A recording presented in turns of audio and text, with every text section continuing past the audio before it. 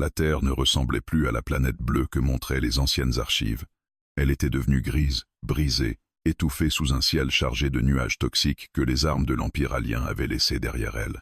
Les villes autrefois vivantes n'étaient plus que des carcasses de béton et d'acier, traversées par d'immenses vaisseaux qui flottaient lentement comme des dieux mécaniques, surveillant leurs esclaves. Le soleil apparaissait rarement, et quand il perçait les nuages, sa lumière semblait froide, presque étrangère. Depuis 20 ans, l'humanité vivait sous la domination de l'Empire. Les humains n'étaient plus des citoyens, encore moins des habitants d'une planète libre. Ils étaient devenus des ressources. Certains travaillaient jusqu'à la mort dans des mines énergétiques creusées au cœur de la Terre. D'autres servaient de cobayes pour des expériences biologiques dont personne ne revenait. Les plus utiles étaient transformés en soldats esclaves envoyés, se battre pour une cause qui n'était pas la leur.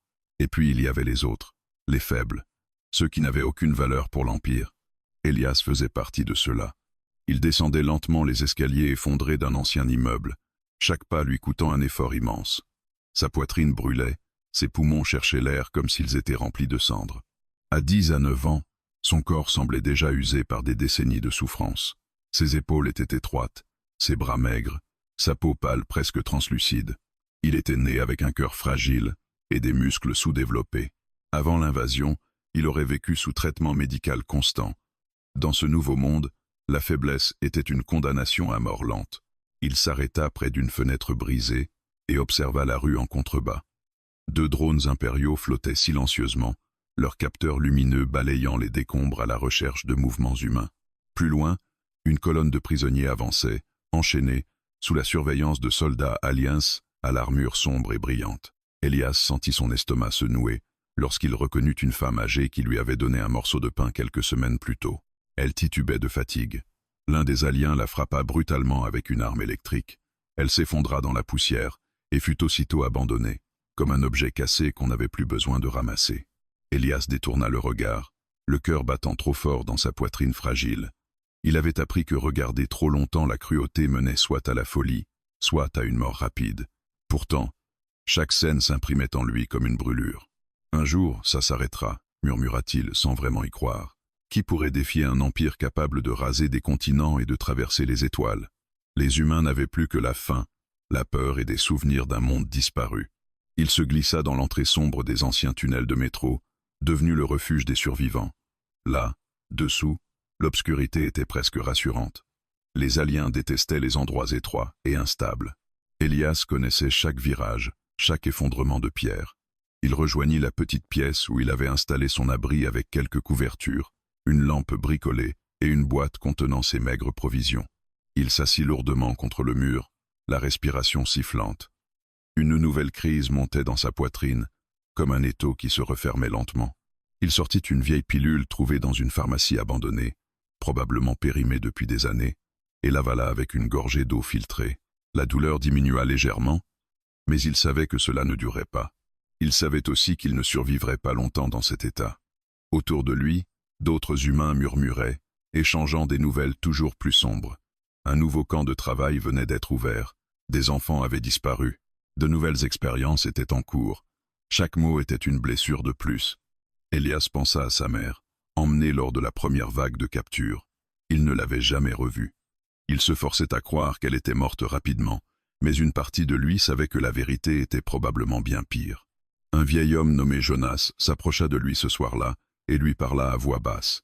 Les patrouilles se rapprochaient, disait-il. Les tunnels ne seraient bientôt plus sûrs. Puis, après une hésitation, il évoqua une zone interdite au sud, une ancienne installation militaire humaine que même les aliens évitaient à cause des radiations. Personne n'y allait, personne n'en revenait. Pourtant, l'idée s'enracina dans l'esprit d'Elias, comme une graine dangereuse. Cette nuit-là, il ne dormit pas. Pourquoi l'Empire, qui ne craignait rien, évitait-il cet endroit? Que pouvait-il redouter au point de laisser une zone entière hors de leur contrôle? À l'aube, il prit sa décision. Rester signifiait mourir lentement. Partir signifiait peu, être mourir vite, ou découvrir quelque chose capable de changer son destin. Il rassembla ses maigres affaires et quitta les tunnels pendant que le ciel rougeâtre s'illuminait de lueurs d'explosions lointaines. Il marcha pendant des heures, évitant les routes principales, son corps hurlant de douleur à chaque pas, mais une détermination nouvelle le poussant en avant.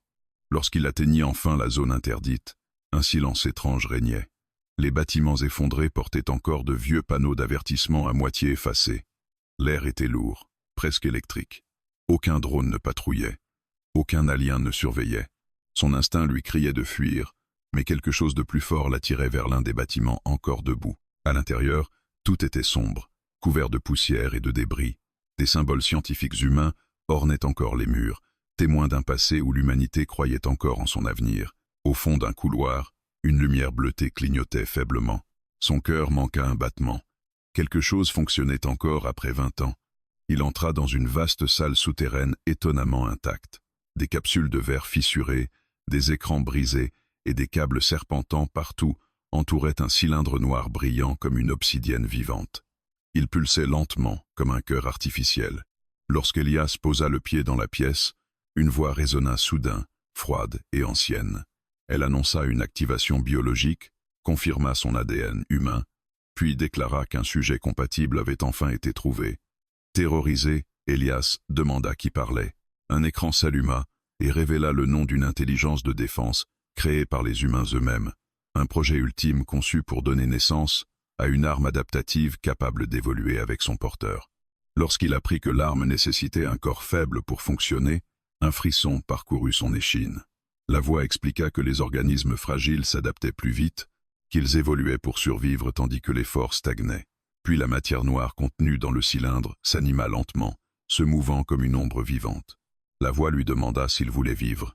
Puis si l'humanité méritait de vivre, des images de massacres, de villes détruites et d'enfants enchaînés envahirent les écrans. La rage, longtemps étouffée par la peur, explosa dans la poitrine d'Elias. Il pensa à sa mère, à la femme abandonnée dans la rue, à tous les cris qu'il avait ignorés pour survivre. Faible, oui, mais encore vivant. Oui, murmura-t-il d'une voix tremblante. Je veux qu'il paie. La matière noire jaillit vers lui. La douleur fut immédiate, brûlante, déchirante, comme si son corps se brisait pour renaître. Son cri résonna dans la salle tandis que la fusion commençait, scellant le destin du garçon le plus faible de l'humanité, avec l'arme la plus dangereuse jamais créée. La douleur ne ressemblait à rien de connu. Ce n'était pas une brûlure ordinaire ni une simple déchirure musculaire. C'était comme si chaque cellule du corps d'Elias se brisait, pour être reconstruite aussitôt, encore et encore, dans une boucle sans fin. La matière noire s'infiltrait sous sa peau, dans ses veines, autour de ses os, comme une marée vivante, cherchant à redessiner son existence. Son cri se perdit dans l'immense salle souterraine, rebondissant contre les murs de métal et de béton.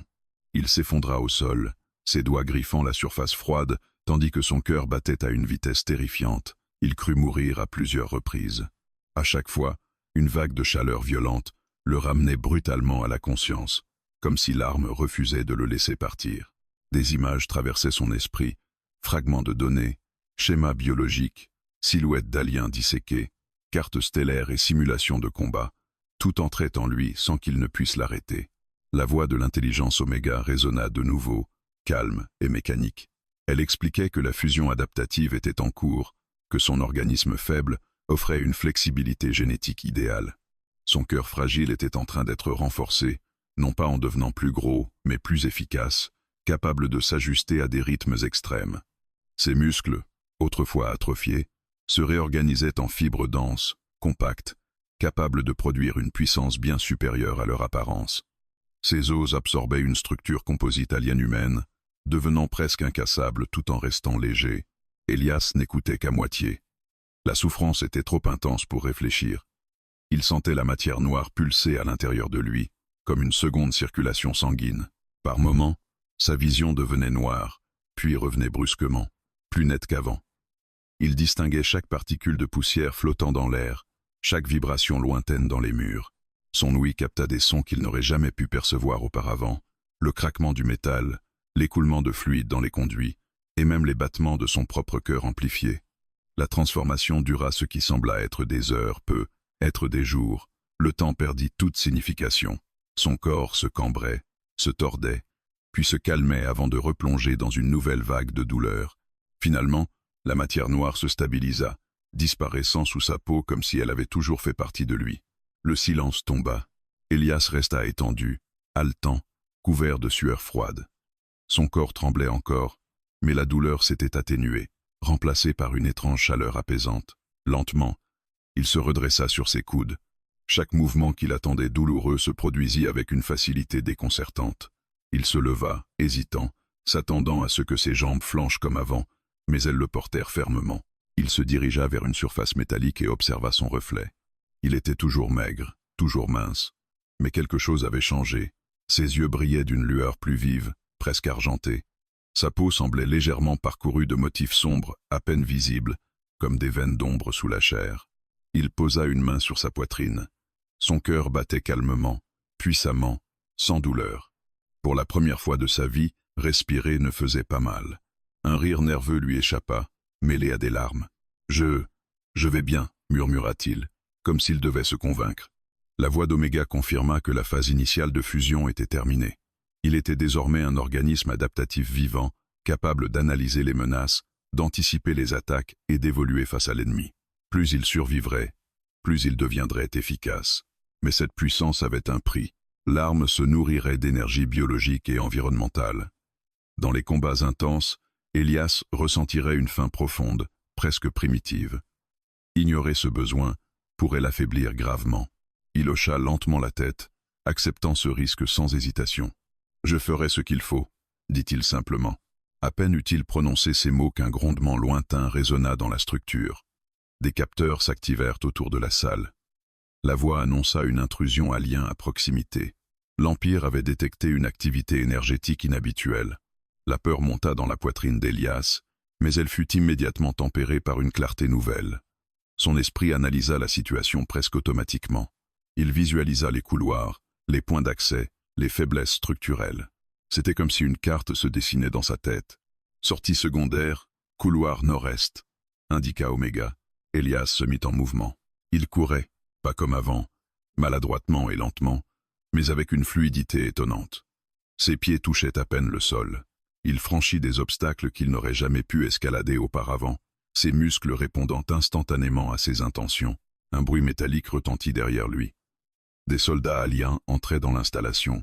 Il se glissa dans un couloir étroit juste au moment où un tir d'énergie frappa le mur à l'endroit où se trouvait sa tête une seconde plus tôt. Son cœur s'emballa, mais son corps réagit sans qu'il ait besoin d'y penser.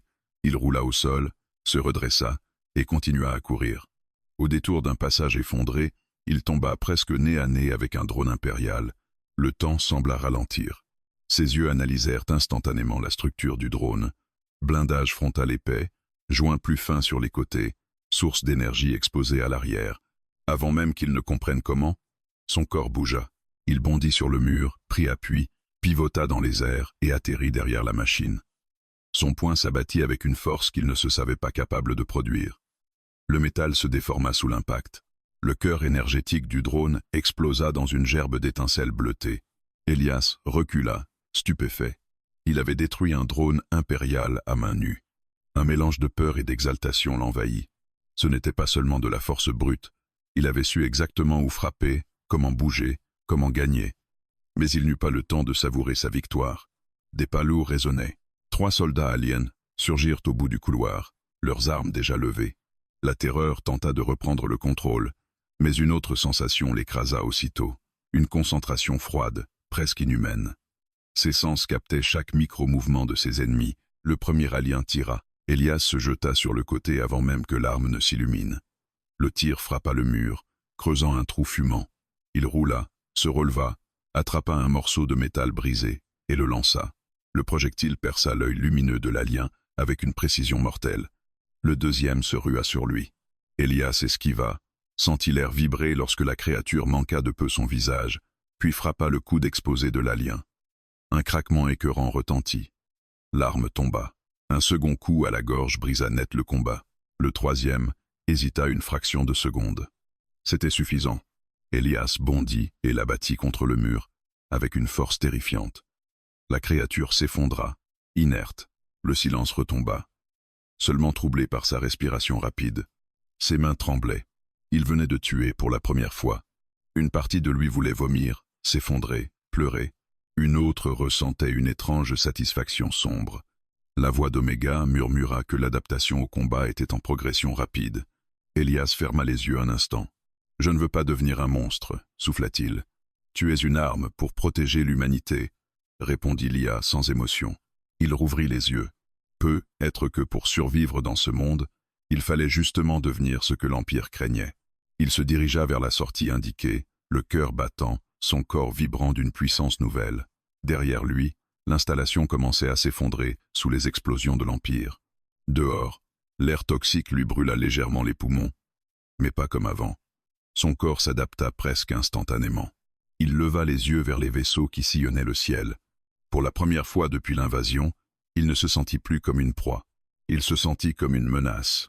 Le vent chargé de cendres balayait les ruines, tandis qu'Elias s'éloignait de l'installation en flammes. Derrière lui, des colonnes de fumée noire s'élevaient vers le ciel rougeâtre, attirant déjà l'attention des vaisseaux impériaux. Chaque explosion faisait vibrer le sol, mais son corps ne réagissait plus avec la panique maladive d'autrefois. Son cœur battait fort, certes, mais régulièrement, comme un moteur parfaitement réglé. Il courait sans fatigue, ses pas précis, son souffle stable, son esprit analysant automatiquement les itinéraires les plus sûrs pour éviter les patrouilles. À chaque mouvement, il sentait la présence de l'arme en lui, non pas comme une entité distincte, mais comme une extension naturelle de son corps et de son esprit. Les sons lointains des moteurs aliens, les vibrations des drones, les variations de température de l'air lui parvenaient avec une clarté troublante. Oméga ne parlait plus constamment, mais Elias percevait ses calculs comme des intuitions soudaines, des pressentiments impossibles à ignorer. Il se réfugia dans un immeuble effondré, escaladant les décombres avec une aisance qu'il aurait autrefois laissé à bout de souffle. Depuis une brèche du 3e étage, il observa une patrouille passer en contrebas. Son esprit disséqua leur formation, leurs angles morts, leur temps de réaction. Il comprit sans effort comment les éliminer tous en moins de 10 secondes. Cette pensée le glaça. Il n'avait jamais envisagé la violence autrement que comme une menace à fuir. Désormais, son cerveau la considérait comme une équation à résoudre. Une efficacité froide s'installait en lui, et il se demanda avec une angoisse sourde combien de temps il resterait vraiment humain. Il quitta sa cachette et se déplaça à travers les ruines, jusqu'à un ancien centre commercial transformé en zone de récupération pour les survivants. Il y avait appris, avant l'invasion, à se cacher dans les réserves et à partager parfois un peu de nourriture contre de petits services. En s'approchant, il sentit aussitôt la tension dans l'air, des voix basses, des pas précipités, des battements de cœur affolés. Son nouveau sens de perception lui indiquait qu'un danger approchait. Des aliens, une escouade impériale avançait vers le centre, leurs armes déjà prêtes. Sans réfléchir, Elias se mit en mouvement. Il se glissa par une entrée latérale, grimpa sur une passerelle effondrée et se positionna au-dessus des soldats. Chaque détail de leurs armures, chaque point faible, s'illuminait presque dans son esprit. Il inspira profondément, puis il frappa. Il laissa tomber un morceau de béton massif sur le premier alien, l'écrasant instantanément. Avant que les autres ne comprennent ce qui se passait, il bondit, atterrissant derrière le second, brisant sa nuque d'un mouvement précis. Les tirs d'énergie sifflèrent autour de lui, mais il anticipait chaque trajectoire une fraction de seconde avant qu'elle ne soit déclenchée. Il roula, se redressa, frappa, esquiva, comme s'il dansait au milieu du chaos. En moins d'une minute, l'escouade était à terre. Le silence retomba. Lourd, des humains sortirent lentement de leur cachette, leurs yeux écarquillés de stupeur. Une femme d'une trentaine d'années, armée d'un vieux fusil laser rafistolé, s'approcha prudemment. « Qui es-tu » demanda-t-elle. Elias hésita. Il n'avait jamais été autre chose qu'un garçon faible se cachant dans les tunnels. Maintenant, il ne savait plus comment se définir. « Je m'appelle Elias » répondit-il simplement. Les survivants l'entourèrent, murmurant entre eux. Certains le regardaient comme un sauveur, d'autres comme une créature dangereuse. Un homme plus âgé s'avança, son visage marqué par des cicatrices. On pensait que personne ne pouvait affronter les patrouilles impériales comme ça. « Tu fais partie de la résistance » Elias secoua lentement la tête. « Non, mais je veux aider. » Ces mots semblèrent briser une barrière invisible. Les humains l'invitèrent à entrer dans ce qui restait du centre commercial, où une petite communauté s'était installée. Il y avait des enfants, des blessés, des vieillards, des visages fatigués, mais encore porteurs d'espoir fragile. Ils lui donnèrent de l'eau propre, de la nourriture chaude, un luxe rare. Elias mangea lentement, réalisant soudain à quel point son corps avait faim, pas seulement de nourriture ordinaire, mais d'énergie. Il sentait la matière en lui absorber chaque nutriment, avec une efficacité incroyable, transformant la fatigue en force presque instantanément. La femme armée se présenta comme Mara, une ancienne ingénieure devenue combattante de la résistance locale. Elle lui expliqua que des groupes humains luttaient un peu partout, sabotant les installations impériales, libérant des prisonniers, mais que leurs pertes étaient lourdes. L'Empire écrasait chaque rébellion avec une brutalité écrasante. « Ils sont trop puissants, murmura-t-elle. On se bat, mais on meurt plus vite qu'eux. » Elias serra les poings. Peut-être que ça peut changer. Il leur raconta une version simplifiée de ce qui lui était arrivé, parlant d'une technologie humaine oubliée qu'il avait transformée. Il ne mentionna pas Oméga ni la véritable nature de l'arme. Il voyait déjà la peur dans leur regard. Il ne voulait pas devenir un mythe inquiétant. Mara l'observa longuement. « Si ce que tu dis est vrai, tu pourrais être ce qu'on attend depuis 20 ans. » Un espoir dangereux. La nuit tomba sur les ruines. Elias s'assit à l'écart, regardant les étoiles à travers un trou dans le toit effondré. Elles semblaient si lointaines, presque irréelles. Oméga murmura doucement dans son esprit, analysant les données de combat, améliorant déjà ses réflexes, ajustant sa coordination musculaire. Chaque combat le rendrait plus fort, plus rapide, plus mortel. Cette idée l'effrayait autant qu'elle le rassurait.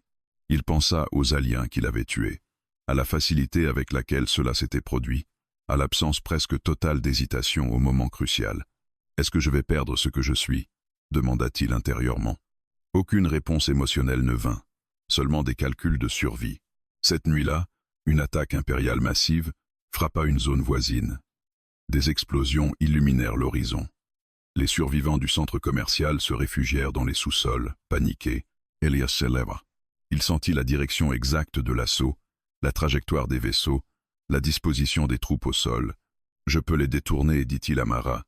S'ils me poursuivent, ils laisseront votre secteur tranquille. » Elle le fixa, choquée. « Tu ne peux pas affronter une unité entière tout seul. »« Je ne suis plus seul, » répondit-il doucement, sans vraiment comprendre ce qu'il voulait dire par là. Avant qu'elle ne puisse l'arrêter, il s'élança dans la nuit. Les explosions se rapprochaient. Des soldats impériaux progressaient à travers les ruines, brûlant tout sur leur passage. Elias surgit de l'ombre et frappa le premier rang comme une tempête vivante. Il se déplaçait plus vite qu'un humain ne le devrait. Les tirs passaient là où il n'était déjà plus. Chaque coup trouvait une faiblesse mortelle.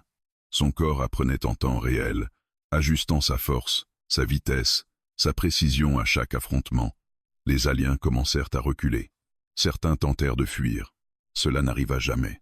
Quand le dernier soldat tomba, Elias resta immobile au milieu des corps fumants, sa respiration parfaitement calme. Il leva les yeux vers un drone qui observait de loin avant de s'éloigner précipitamment. L'Empire venait de comprendre une chose. Quelque chose avait changé. Un humain était désormais capable de les chasser. Et cette pensée, pour la première fois depuis 20 ans, fit naître la peur dans les rangs de l'envahisseur. Les jours qui suivirent l'attaque furent marqués par une agitation nouvelle dans les ruines. Des rumeurs circulaient plus vite que les drones impériaux. On parlait d'un humain capable d'affronter seul des escouades entières d'aliens, d'un fantôme surgissant de l'ombre pour frapper avant de disparaître. Certains disaient qu'il était une machine, d'autres qu'il était béni par une ancienne technologie terrestre. Pour Elias, tout cela n'avait rien de glorieux. Il ne voyait que les visages des ennemis qu'il avait abattus et ressentait encore la vibration de chaque coup dans ses os. Pourtant, l'effet sur les survivants était indéniable. Pour la première fois depuis des années, les humains levaient la tête. Dans le centre commercial en ruine, Mara organisait des groupes de récupération, des postes de surveillance et même des entraînements rudimentaires pour ceux qui voulaient se battre. L'espoir, fragile mais réel, s'installait comme une flamme vacillante que chacun protégeait du vent de la peur. Elias passait ses journées à aider, mais son esprit restait constamment en alerte. Oméga analysait chaque mouvement ennemi, chaque fréquence de communication interceptée, chaque variation dans les patrouilles.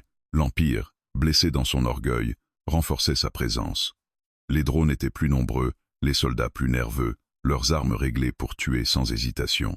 Un soir, alors qu'ils partageaient un repas maigre autour d'un feu discret, Mara s'approcha d'Elias avec une carte holographique bricolée à partir d'anciens projecteurs.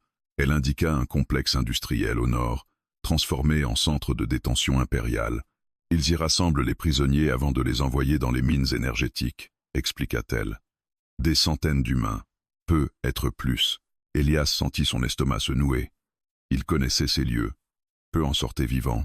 On n'a jamais eu les moyens d'attaquer un site comme ça, poursuivit Mara. Trop protégé, trop de soldats. Mais toi, Elle ne termina pas sa phrase. Il regarda la projection. Tour de surveillance, champ de force, artillerie lourde. Autrefois, l'idée l'aurait paralysé de peur. Désormais, son esprit évaluait les failles. « Je peux ouvrir un passage », dit-il lentement. « Mais vous devrez être prêt à évacuer vite. » Un silence tendu suivit ces mots. « Tu risques de ne pas revenir », murmura quelqu'un. Elias hocha la tête. Il le savait. Mais eux non plus, s'ils restent. La décision fut prise. La nuit suivante, ils se mirent en route en petits groupes pour ne pas attirer l'attention. Elias avançait en tête, ses sens captant chaque vibration dans le sol, chaque mouvement mécanique à des centaines de mètres. Le complexe se dressait comme une forteresse de métal noir, éclairée par des projecteurs aveuglants. Oméga projeta dans son esprit une carte précise des défenses. « Tour ouest, générateur de champ de force exposé », murmura la voix synthétique. Elias se glissa dans l'ombre, longeant les murs jusqu'à atteindre la base de la tour. Il escalada la structure presque verticalement, ses doigts trouvant naturellement les points d'appui les plus solides. En haut, 2 soldats aliens discutaient. Ils n'eurent pas le temps de réagir. Elias surgit, les neutralisant en quelques mouvements précis et silencieux. Il se dirigea vers le générateur, frappa à un point exact révélé par Oméga, et une explosion sourde traversa la tour. Le champ de force vacilla puis s'éteignit. Des alarmes hurlèrent aussitôt. « Maintenant !» cria Mara dans son communicateur. Les résistants surgirent des ruines environnantes, tirant sur les premiers soldats pris de panique. Elias se jeta au cœur du complexe, attirant volontairement le gros des forces ennemies. Les tirs pleuvaient autour de lui, mais son corps anticipait chaque attaque. Il se déplaçait comme une ombre vivante, frappant, brisant, renversant tout sur son passage. Pendant ce temps, les groupes humains pénétraient dans les blocs de détention. Des portes blindées furent ouvertes à l'aide d'explosifs artisanaux. Des centaines de prisonniers hagards sortirent, certains trop faibles pour marcher, d'autres pleurant de stupeur en voyant leur libérateur. Elias affrontait maintenant une unité lourde impériale, des soldats massifs aux armures renforcées. Leurs armes faisaient trembler le sol à chaque tir. Il esquiva une salve, roula sous un véhicule blindé, en arracha une plaque de métal et l'utilisa comme projectile pour briser le casque d'un ennemi. Il sauta sur un autre, frappant les joints de son armure jusqu'à ce qu'elle cède dans un craquement sinistre. Mais même pour lui, ils étaient nombreux. Une explosion le projeta contre un mur. La douleur traversa son flanc comme une lame brûlante. Pour la première fois depuis sa transformation, il sentit le sang couler abondamment. La faim surgit aussitôt. Une faim violente, presque incontrôlable. Son corps exigeait de l'énergie. Il se redressa malgré la blessure, sa vision légèrement trouble, et plongea de nouveau dans la mêlée. Chaque coup semblait désormais drainer la force vitale de ses ennemis, comme si l'arme absorbait une partie de leur énergie biologique et mécanique à travers le contact. La douleur diminuait à mesure que sa puissance revenait. « Adaptation énergétique confirmée », murmura Oméga. Elias frissonna, troublé par cette sensation nouvelle.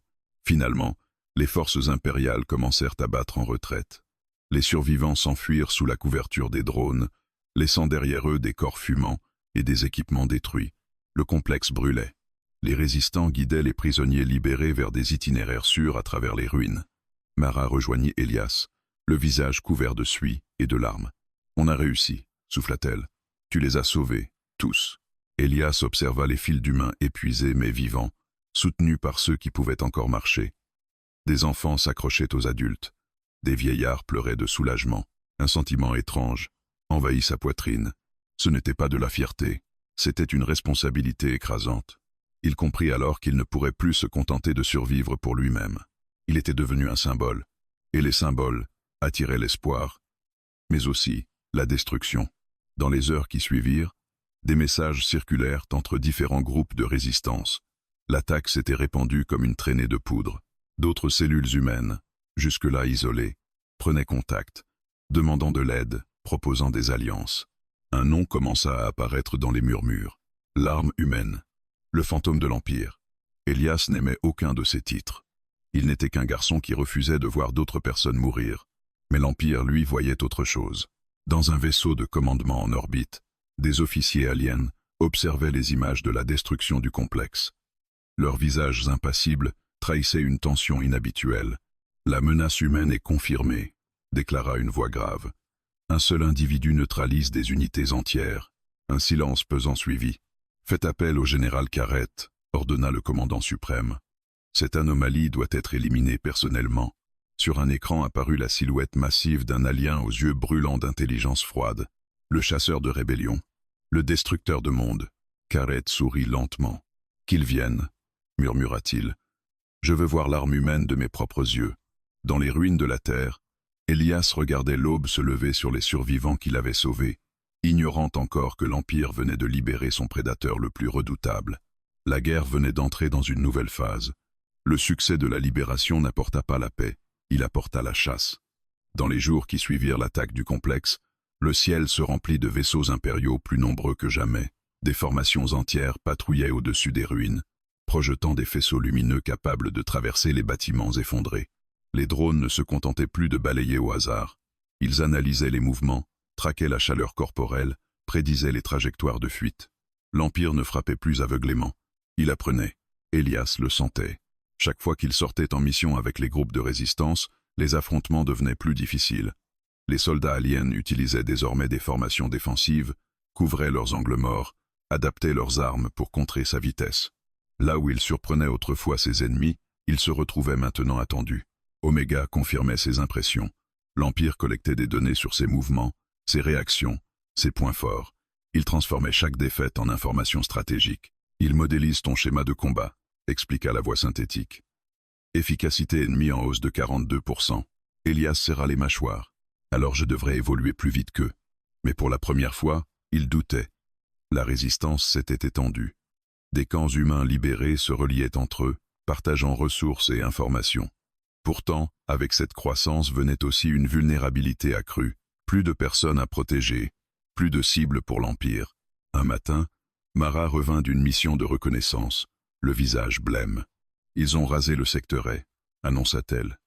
Tous les abris, pas de prisonniers, juste des corps. Un silence lourd s'abattit sur le groupe. Elias sentit une colère glaciale s'enrouler dans sa poitrine. C'était une réponse directe à la rébellion. Un message.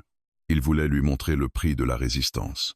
Ce soir-là, Oméga détecta une transmission impériale inhabituelle. Une fréquence cryptée, plus puissante que les communications standards. Elias sentit immédiatement que quelque chose avait changé. Une image apparut dans son esprit, interceptée par l'IA. Un immense vaisseau de commandement, sombre, hérissé d'armes lourdes. À son centre, une salle de stratégie dominée par une silhouette massive, le général Karet. Même à travers la projection floue, sa présence imposait une autorité terrifiante. Son corps était couvert d'une armure organique, gravée de symboles impériaux. Ses yeux brillaient d'une intelligence glaciale, calculatrice. « C'est lui », murmura Elias. Oméga confirma. Karet était responsable de l'écrasement de dizaines de révoltes sur d'autres mondes. Aucun n'avait survécu longtemps après son arrivée. La chasse venait de prendre un visage. Les attaques impériales devinrent méthodiques. Au lieu d'entrer directement en conflit avec Elias, il frappait les communautés humaines isolées, forçant la résistance à se disperser pour sauver les civils. Chaque intervention d'Elias était anticipée par des embuscades soigneusement préparées. Lors d'une mission pour escorter un groupe de réfugiés vers un abri souterrain, le piège se referma. Des explosions coupèrent les issues. Des soldats lourds surgirent des bâtiments effondrés, armés de dispositifs énergétiques conçus pour ralentir ses mouvements. Des champs de gravité temporaires écrasèrent son corps contre le sol. Elias cria sous la pression, sentant ses os vibrer dangereusement. Il parvint à se libérer en déployant une force brutale, mais le retard avait suffi. Un tir frappa un jeune garçon derrière lui, puis une femme, puis un homme qui tentait de fuir. Le sang éclaboussa la poussière grise. Elias se tourna, hurlant de rage, et se jeta sur les soldats avec une violence décuplée. Il les écrasa, les déchira, les projeta contre les murs comme des poupées de métal. Mais quand le silence retomba, plusieurs civils gisaient sans vie.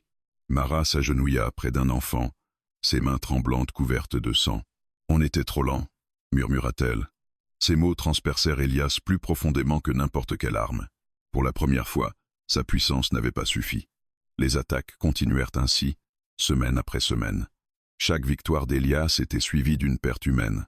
L'Empire ne cherchait plus à le vaincre directement, il cherchait à le briser, à lui faire porter le poids de chaque mort. La fatigue mentale s'accumulait. Oméga améliorait sans cesse ses capacités, renforçait ses réflexes, optimisait ses stratégies, mais aucune adaptation ne pouvait effacer la culpabilité. Une nuit, Alors qu'il surveillait les ruines depuis un toit effondré, Elias sentit une présence différente. Pas un drone, pas un soldat, quelque chose de bien plus dangereux. Une silhouette massive apparut au bout de l'avenue détruite, avançant calmement au milieu des décombres. Kareth. Il n'était pas accompagné. Il n'en avait pas besoin. Chaque pas du général faisait vibrer le sol. Son regard brûlant se posa sur Elias, avec un intérêt presque curieux. L'arme humaine résonna sa voix grave, amplifiée naturellement par son organisme. Enfin, Elias Setengit. Tu as semé un chaos impressionnant pour une espèce inférieure, poursuivit Kareth. Mais tu te bats comme un animal blessé, prévisible. Sans avertissement, le général bondit. Le choc fut brutal. Kareth frappa Elias avec une force colossale, l'envoyant s'écraser contre une carcasse de véhicule. La douleur explosa dans son dos. Il riposta aussitôt, ses coups frappant l'armure organique du général, sans presque aucun effet. Kareth Saurit. Tes attaques sont puissantes, mais imparfaites. Il attrapa Elias par la gorge et le projeta à travers un mur effondré. La poussière envahit l'air. Elias se releva péniblement, son corps déjà en train de se régénérer, mais plus lentement que d'habitude. Kareth l'observait, analysant chaque mouvement. « Je t'ai étudié, » dit-il calmement. « Chaque combat, chaque adaptation. Tu évolues vite, mais pas assez. » Ils s'affrontèrent de nouveau. Elias esquivait, frappait, utilisait tout ce qu'Omega lui proposait comme stratégie, mais Kareth anticipait presque tout. Il bloquait, contrait, frappait au moment parfait. Un coup terrible brisa plusieurs côtes d'Elias. Un autre le projeta au sol. La vision d'Elias se troubla. Pour la première fois depuis sa transformation, il était dominé. Kareth posa un pied sur sa poitrine. « Tu es une anomalie fascinante, » déclara-t-il. Mais toute anomalie finit par être corrigée. Il leva son arme énergétique, prêt à l'achever. Soudain, une explosion retentit au loin. Un signal de la résistance. Kareth hésita une fraction de seconde, assez pour qu'Elias libère une dernière poussée de force désespérée, et roule hors de portée. Mara et plusieurs combattants apparurent, tirant pour couvrir sa fuite. Kareth recula lentement, observant Elias avec un sourire froid. « Fuis, » dit-il. « Apprends. Deviens plus fort. Je préfère une chasse intéressante. » Puis il disparut dans un nuage de poussière et de lumière. La résistance s'échappa de justesse, transportant Elias, gravement blessé. Dans un abri souterrain, il resta allongé pendant des heures pendant que son corps se réparait lentement. Chaque respiration brûlait. Il fixait le plafond fissuré, les poings serrés. Il avait cru être l'arme ultime. Mais l'Empire avait envoyé son prédateur. Et il avait perdu. « Je ne suis pas assez fort, » murmura-t-il. Omega répondit calmement. Évolution requise. Adaptations avancées possibles. Risques élevés. Elias ferma les yeux. Il comprit alors que la guerre venait seulement de commencer, et que pour vaincre l'Empire, il devrait peu être sacrifié ce qu'il restait de son humanité. La guérison d'Elias fut plus lente que toutes les précédentes. Son corps se reconstruisait, mais chaque adaptation semblait exiger un prix plus lourd.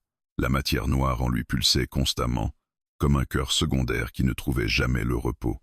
Omega modifiait ses structures internes, renforçait ses nerfs, réorganisait ses muscles pour supporter les attaques du général Kareth. Elias ressentait ces changements comme de longues vagues de chaleur et de tension, parfois si intenses qu'il serrait les dents jusqu'au sang. Pendant ce temps, l'Empire continuait ses représailles. Des secteurs entiers étaient rasés, mais la résistance, loin de s'effondrer, gagnait en coordination. Les groupes humains utilisaient désormais les données qu'Elias rapportait pour planifier des embuscades, saboter les convois énergétiques, couper les lignes de communication impériales. Ce qui avait commencé comme des actes isolés devenait une véritable guérilla planétaire. Lorsque Elias se leva enfin, plusieurs jours plus tard, il se sentait différent, plus lourd, non pas physiquement, mais comme chargé d'une puissance contenue, dangereuse. Ses sens étaient encore plus aiguisés. Il percevait des ondes de communication aliens à travers les murs, ressentait les moteurs des vaisseaux bien avant qu'ils n'apparaissent dans le ciel. Mara le regarda avec une inquiétude mêlée d'admiration. « Tu n'es plus comme avant, » murmura-t-elle. « Je dois l'être, » répondit-il doucement. « Sinon ils gagneront. » Sa première mission après sa guérison fut une attaque coordonnée contre 3 bases de ravitaillement impériales. La résistance frappa simultanément pendant qu'Elias semait le chaos au cœur de la plus grande installation. Les soldats aliens, désorganisés par les sabotages, tombèrent les uns après les autres sous ses coups fulgurants. Cette fois, il ne combattait plus seulement avec instinct, mais avec une stratégie d'une précision effrayante. Chaque mouvement était calculé pour maximiser l'impact et minimiser les pertes humaines. Les explosions illuminèrent la nuit comme des soleils artificiels. Les convois énergétiques cessèrent de circuler pendant plusieurs jours. Pour la première fois, l'Empire ressentit une vraie perturbation logistique. Les humains, eux, commencèrent à croire à la victoire. Dans les camps libérés, on racontait des histoires à voix basse.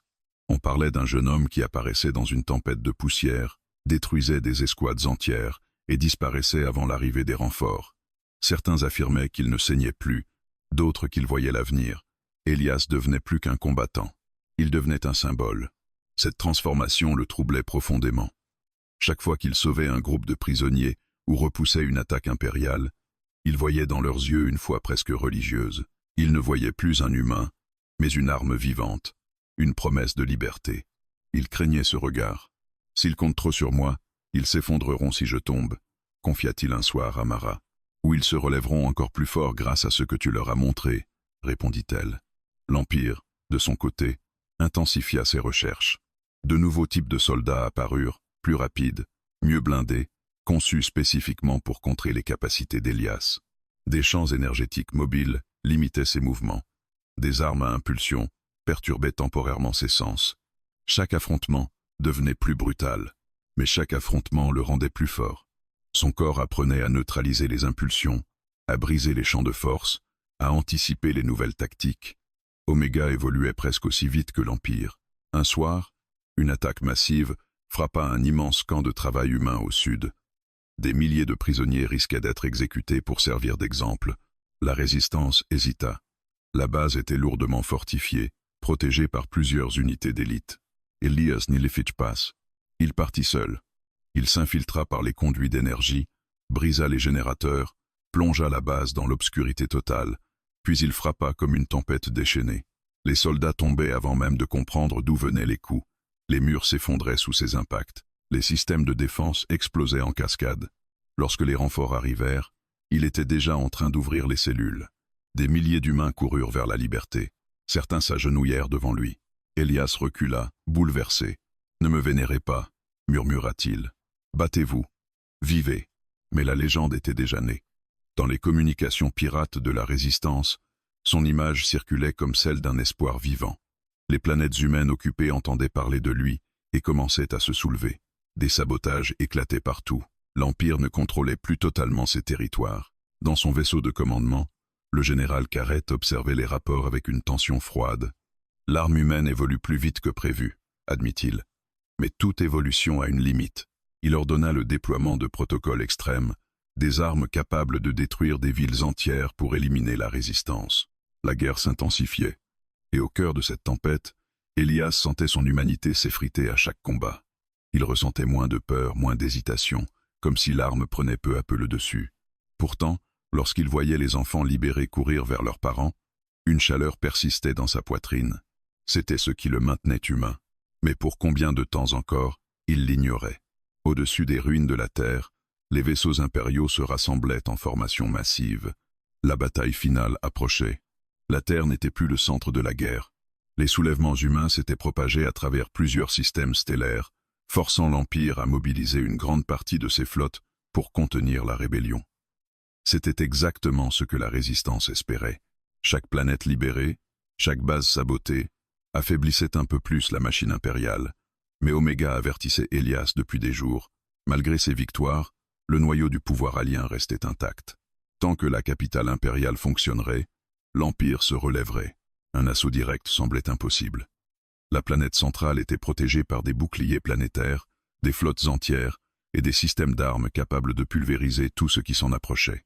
Pourtant, Oméga avait découvert une faille dans les anciens réseaux énergétiques de l'Empire, une structure semblable aux installations humaines où l'arme avait été créée.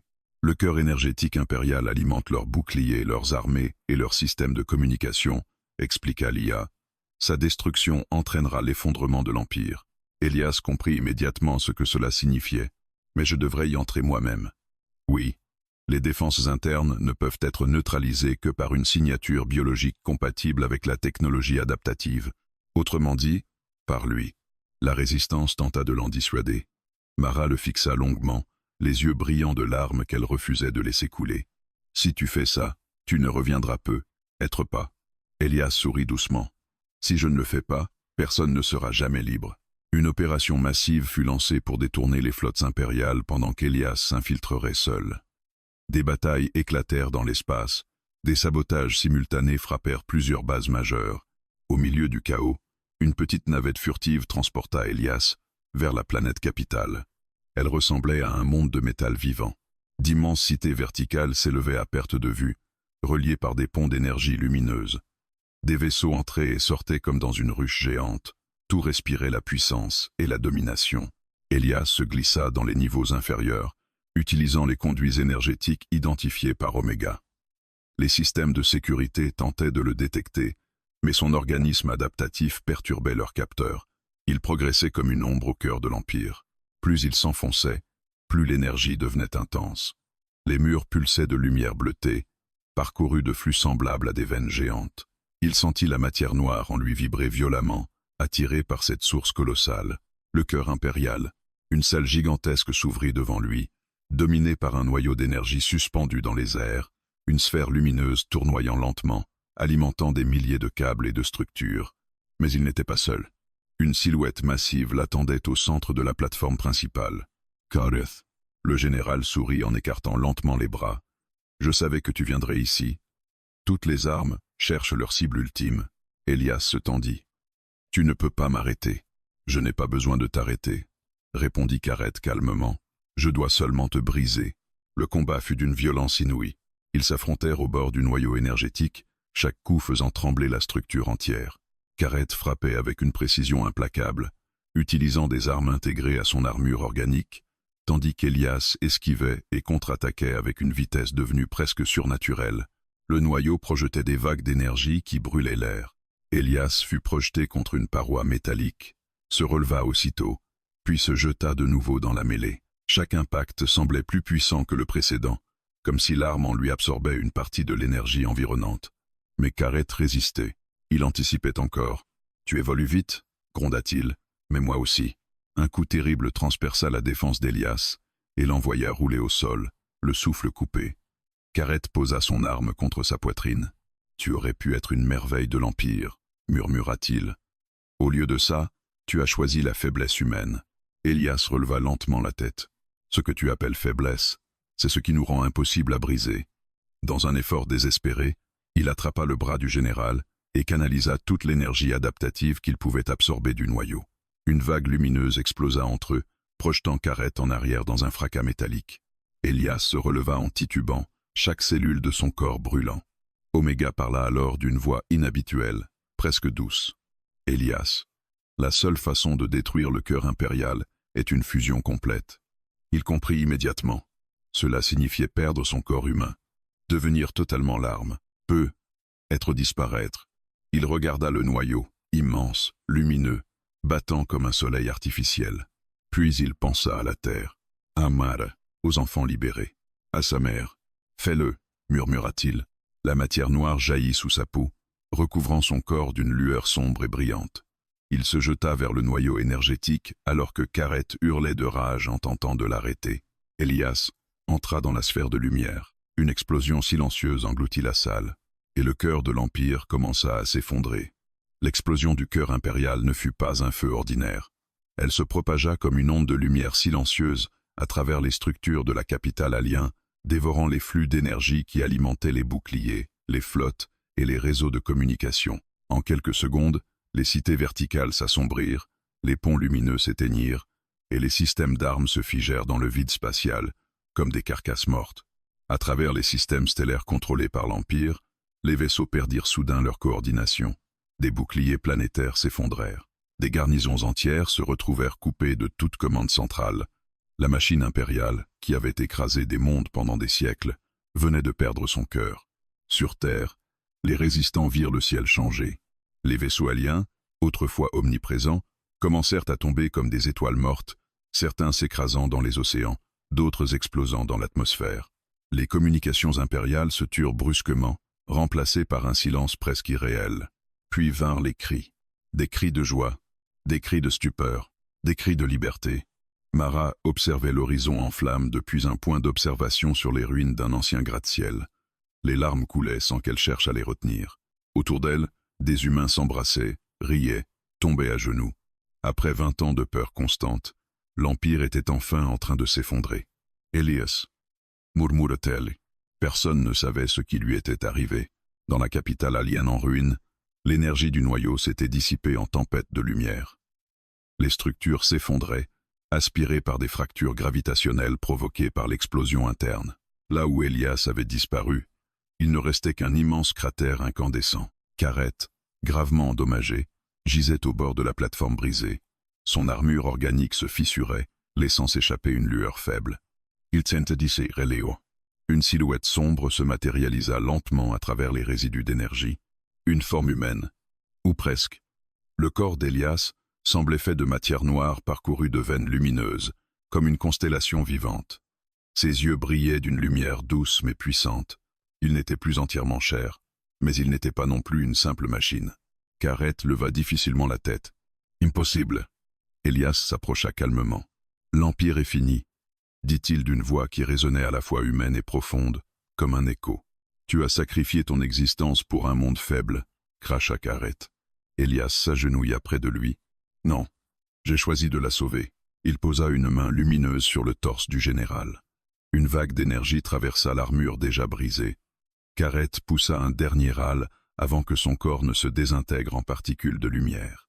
Le dernier prédateur de l'Empire venait de tomber. Elias resta seul au milieu des ruines en flammes, sentant l'énergie du noyau se dissiper peu à peu en lui. Oméga, autrefois une voix froide, résonna faiblement. Fusion complète réussie. Menace impériale neutralisée. « Et moi ?» demanda Elias doucement. Un silence, puis une réponse incertaine. « Ton organisme n'est plus entièrement humain. Ta structure énergétique est stable, pour l'instant. Mais ton existence ne suivra plus les lois biologiques normales. » Elias comprit. Il ne vieillirait probablement plus comme un humain. Il ne pourrait être jamais revenir à une vie normale. Il avait gagné la guerre, mais perdu l'innocence d'une existence simple. Sur Terre, les semaines suivantes furent marquées par la reconstruction. Les humains reprenaient possession des villes, nettoyaient les ruines, réapprenaient à vivre sans le joug impérial. Des vaisseaux abandonnés furent étudiés, désarmés, parfois utilisés pour reconnecter les colonies humaines perdues. L'humanité respirait de nouveau, mais Elias restait introuvable. Certains disaient qu'il était mort en détruisant l'Empire. D'autres affirmaient l'avoir vu comme une silhouette de lumière protégeant des convois humains dans l'espace. Une nuit, alors que Mara aidait à organiser un nouveau centre de réfugiés, une brise étrange parcourut les ruines. Une lueur douce apparut au sommet d'un bâtiment reconstruit à moitié. Elle leva les yeux. Une silhouette se tenait là, immobile, observant la ville renaissante. « Elias » souffla-t-elle. Il descendit lentement, ses pieds touchant à peine le sol. Sa forme était presque humaine désormais, bien que parcourue d'éclats lumineux discrets. « Je ne peux pas rester longtemps » dit-il doucement. « L'énergie en moi m'appelle ailleurs. Il reste des mondes à libérer, des vestiges de l'Empire à détruire. » Les larmes montèrent aux yeux de Mara. « Alors tu pars encore ?» Il hocha la tête. Mais cette fois, ce n'est plus pour fuir, c'est pour protéger. Il regarda la terre illuminée par un lever de soleil clair, sans vaisseaux ennemis dans le ciel. L'humanité est libre maintenant. Un silence tendre s'installa. « Tu es toujours humain, » dit-elle finalement. Elias sourit. « Tant que je me souviendrai pourquoi je me bats. » Une vague de lumière l'enveloppa doucement. Son corps se transforma en une traînée brillante qui s'éleva vers le ciel, disparaissant parmi les étoiles. Sur Terre, la légende de l'humain devenue l'arme la plus dangereuse contre l'Empire alien fut racontée pendant des générations. Mais pour ceux qui l'avaient connu, Elias n'était pas une arme. Il était l'espoir.